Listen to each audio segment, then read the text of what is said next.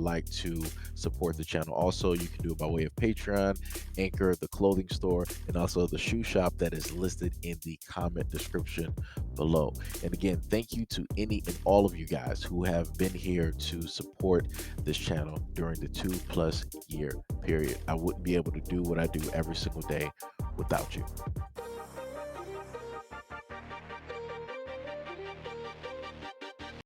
I thought you wasn't making it to Baltimore. I thought you wasn't making it back home, yo. No, for real. Did you make her eat that phone? You made her eat that phone?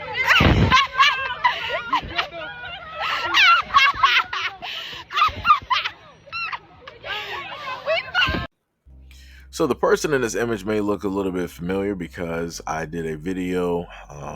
I think I released it today, depending on when I put this one out. I'm going to hopefully try to put this out today so that it'll match up.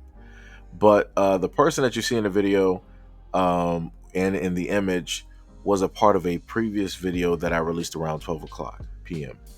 And in that video, you heard this exact same person verbally going in on their significant other. The exact same individual that you see here also stated that they laid hands directly on their significant other, and how it is that they felt a certain type of way about what took place, and how it is that they wanted to cause tremendous harm to that individual. And the reason why this is important is because a lot of times you have women online stating that, oh, men are doing this and men are doing that. Why is nobody talking about this? And people want to talk about,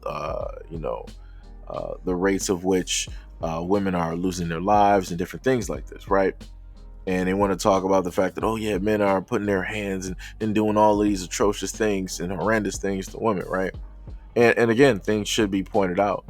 But as I've stated to people before, I want people to keep that exact same consistent outrage and anger when you see something that looks similar, but it's not exactly, right? Again, we're still talking about a perpetrator. We're still dealing with somebody who committed an act that is very harmful towards a woman.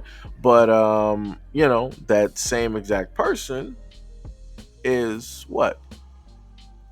And the thing that I noticed is that a lot of the people that would normally had a lot to say have zero to say.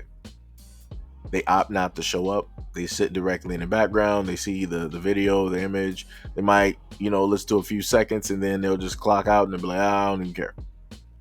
Because it doesn't have to do with the specific thing that goes with their narrative. This fractures that narrative.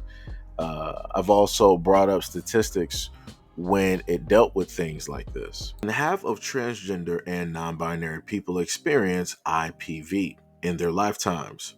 DV affects transgender and non-binary people at alarming rates. At 54% of transgender and non-binary people experience IPV in their lifetimes, and that is according to a 2015 United States Transgender Survey. Gay men and lesbian women experience IPV at similar rates to heterosexual groups.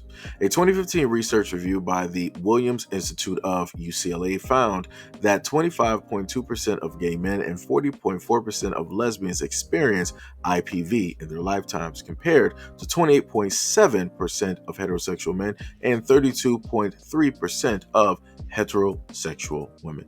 Although more limited in numbers, studies suggest that transgender people may confront similar levels, if not higher levels, of IPV as compared to sexual minority men and women and straight people.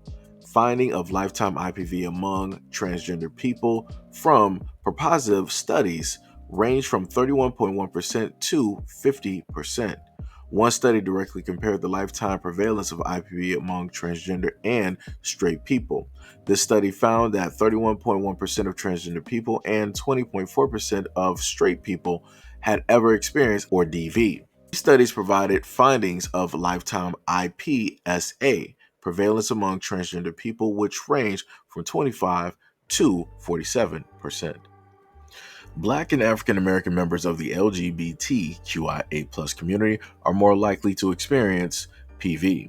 Around 44% of lesbians and 61% of bisexual women have experienced forms of grape and PV, bi, and intimate partner as compared to 35% of straight women.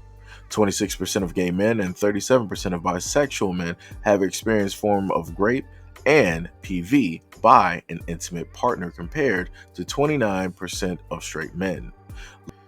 Lifetime IPV among the transgender community from positive studies range from 31% to 50%. So again, I'm just covering this and I'm listening to these stats because I'm trying to figure out, do women actually care, or is it when it's specifically pertaining to straight men when this is a problem? Because again, I'm a little bit confused. Because at the end of the day, what's wrong is wrong in general. And, everything that was stated, everything that transpired is wrong. And that was something that was taking place to a woman. And again, like people have stated before, it doesn't matter if somebody cheated on you.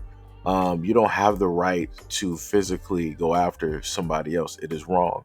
At the end of the day, you have the option to decide to leave. You don't have to stay there. You don't have to have a conversation.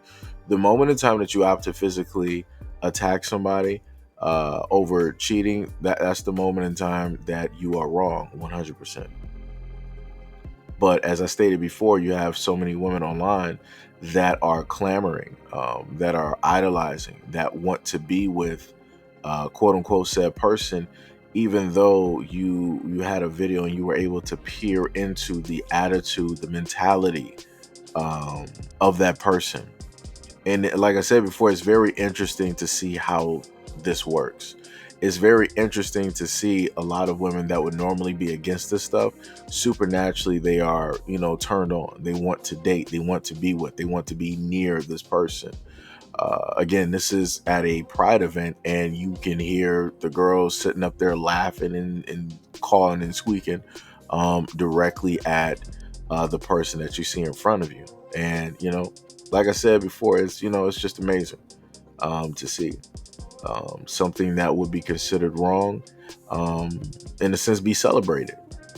And it's a bit weird, to be honest, because I could pretty much tell you that if it was somebody in their family that this happened to, that they wouldn't be looking at this person as some type of idol, with some type of celebrity, right? They would want to condemn this person, right? They would want this person to face a jury. They would want them to be behind bars.